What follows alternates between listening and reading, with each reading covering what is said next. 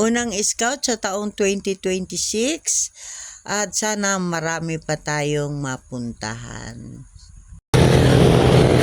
Pagpalang hapon po sa ating lahat mga kalingap, at ngayon po ay nandito tayo sa Barangay Sabang, Katanawan, Quezon. At napuntahan po natin ang isang pamilya na dito nakatira sa gilid ng kalsada. At dito po ay kumustahin natin si tatay at si nanay, at dito po ang kanilang bahay. Ayan po. At ang mga bata po na ito, kaliliitan, yung isa yun.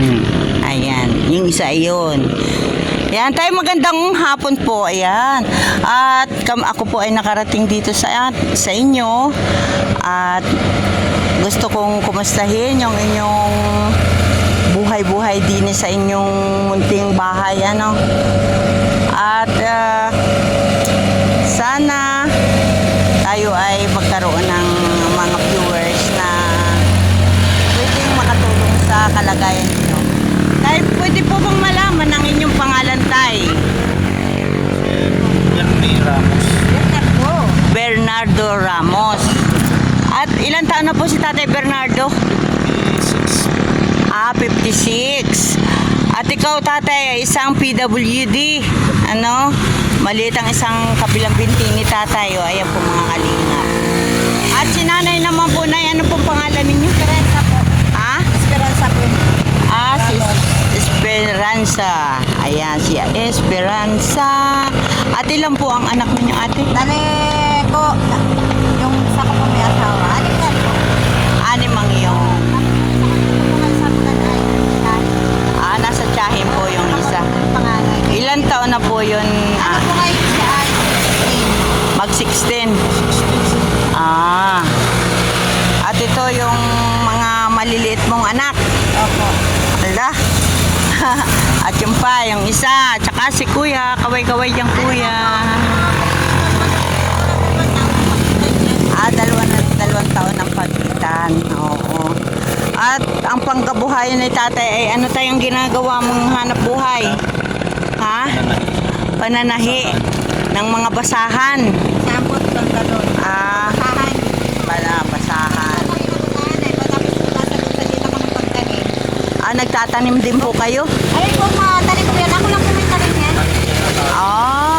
Masipag naman pala si nanay.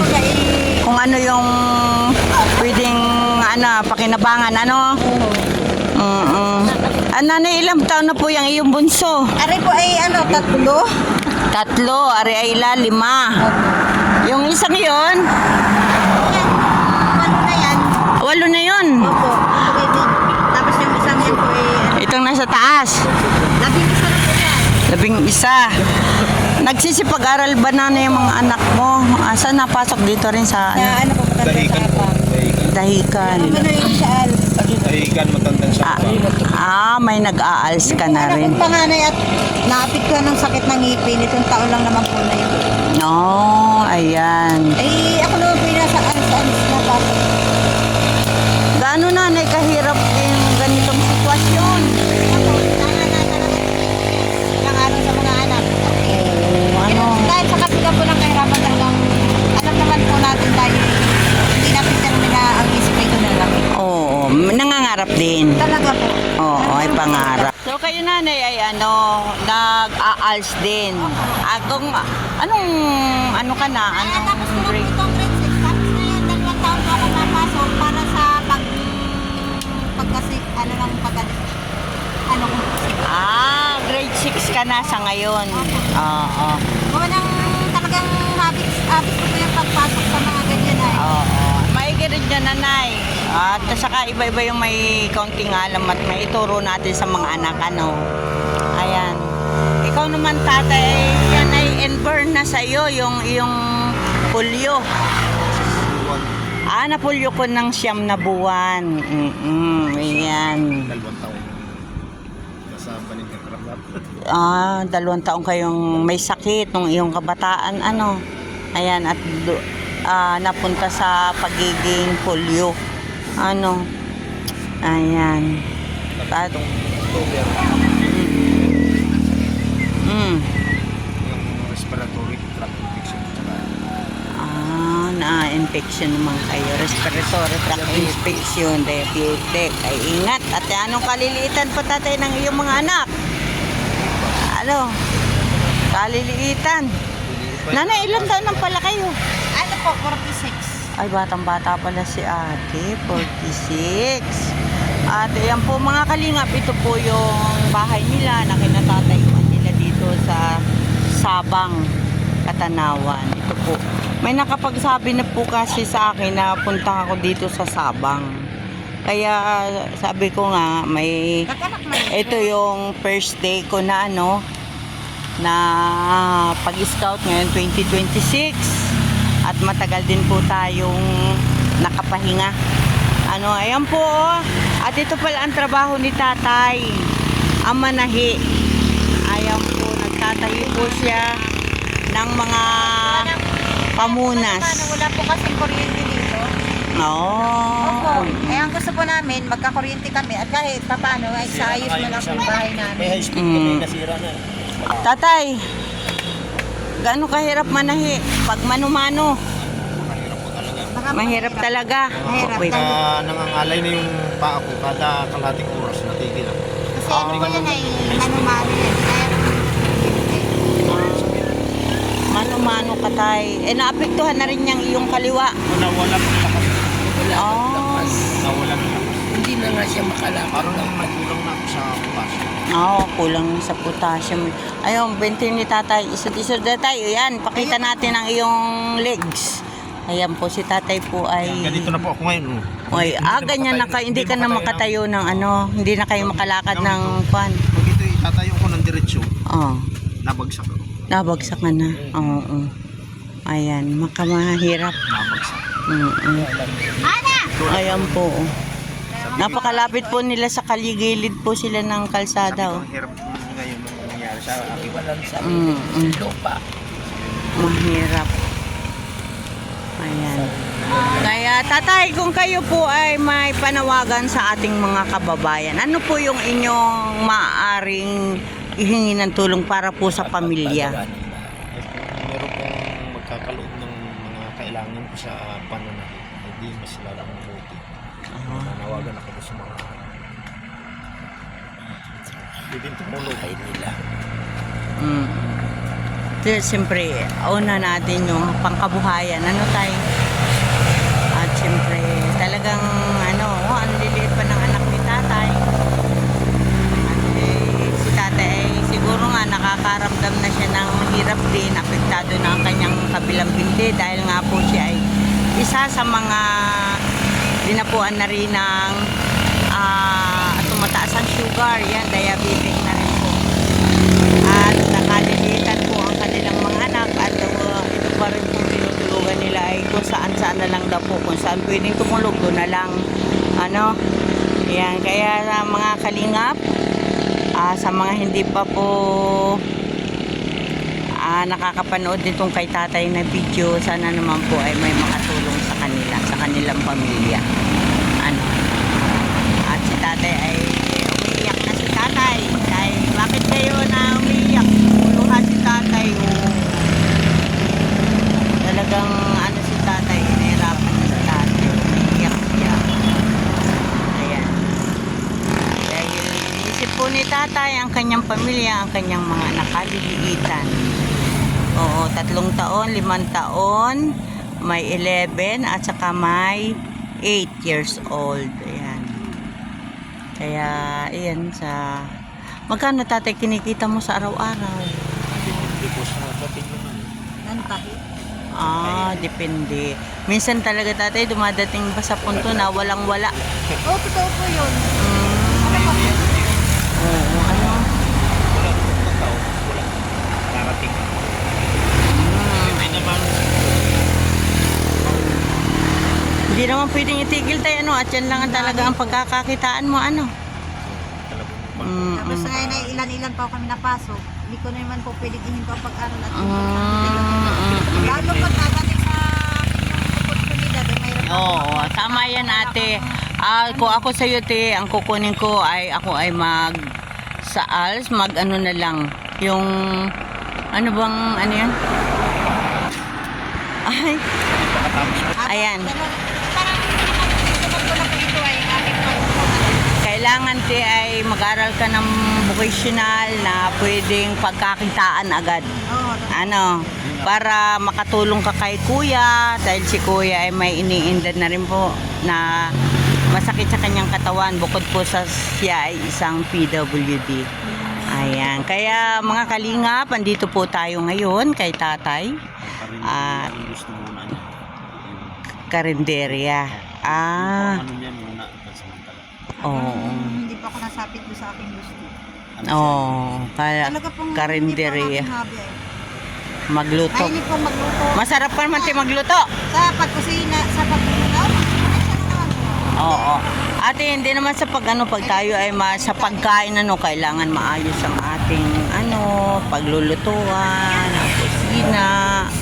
Oo, yun talagang Lote. ang Kaya nga walang lote na. Mahilig ka din po kasi ako na, yung sa pagkasahe. ayan, mga maganda po yung mga ganyan. Kaso, Oo. kailangan ko lang po, yung maayos mag-pisto. Oo. Tapos yung maganda, Pwede rin naman ate, ikaw ay mag-house, yung home service. house. Home service, oo. Ayan, nakalilita po mga nagtatay. Wala ako nagreklamo sa akin sa ganun. Kaso lang, kailangan ko magpapita. Oo. Ayan. At si ate rin pala ay marunong magmasahe. Sa ate, kung sa pwesto sa pagmamasahe, pwedeng ikaw ay mag-service na lang. Mag-service ka na lang ate pag sa pagmamasahe. Kasi kailangan pagka sa masahe talaga, alam mo naman, hindi natin alam ang ating ibang mga kababayan. Hindi po. Oo. Kaya yan mga kalingap, andito po kami ngayon kay Tatay Bernie. Oo. At saka kay Nanay Esperanza at si Tatay Bernie. At meron silang kaliliitan ng mga anak. Ayan po. Ayan. At ngayon po ay ako ay may dala na ayuda. At ito po ay galing kay Sis Irene DB at saka kay Sis MBHR. Ayan. Pagdamutan po ninyo tatay ang aking bitbit. Nagkaanak mo. Aray ko po. Ayan. Meron po tayong 5 kilong bigas. Ano? Ayan, may 5 kilong bigas tayo. Oh, ayan tay. Ayan, yan tay ay galing kay Ma'am MBHR. At saka ito. Ito sana ito pang bagong taon na hindi na ako nakaalis. Ayan. At yan naman po ay galing kay Sis Irene DB. Ayan. Happy New Year po sa inyo. Ayan. At Sis Irene, Sis MVHR, dinalhan ko sila tatay ng 5 kilong bigas, spaghetti at saka corn beef. Ayan. Pwede na huliman daw at magaling. Maihabol bagong taon hanggang 3 Kings. Ayan. Kaya tayo pong masasabi mo sa ating mga nagpaabot ng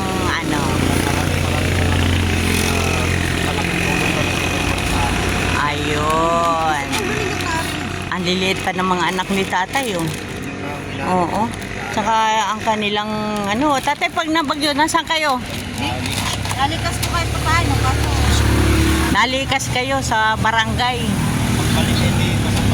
Basang-basa lahat.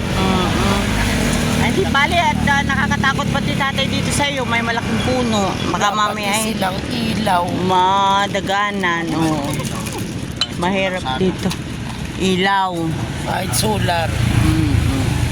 Wala silang Sana naman, sino man po ang may gustong magpaabot ng tulong kay tatay.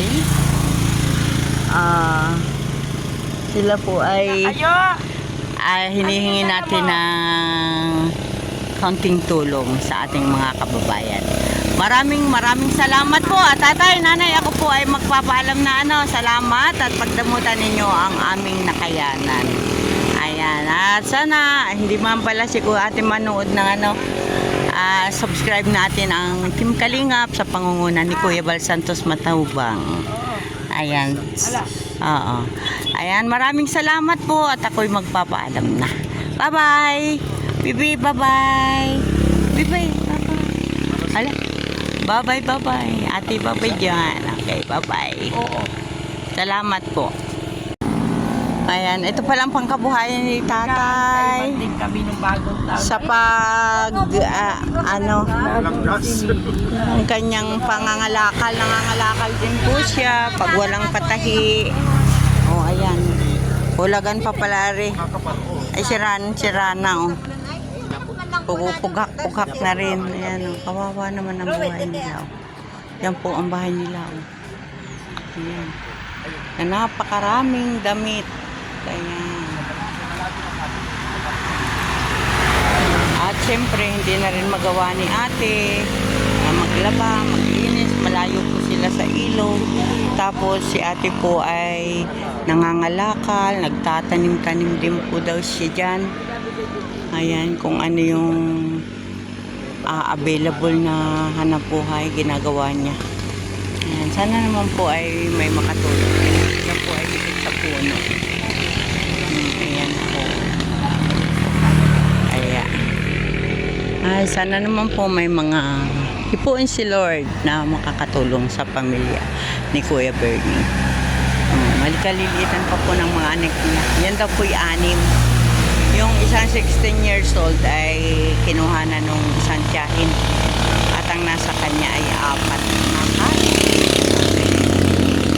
yan sa mga kalingap. At ako nga po ay magpapaalam na.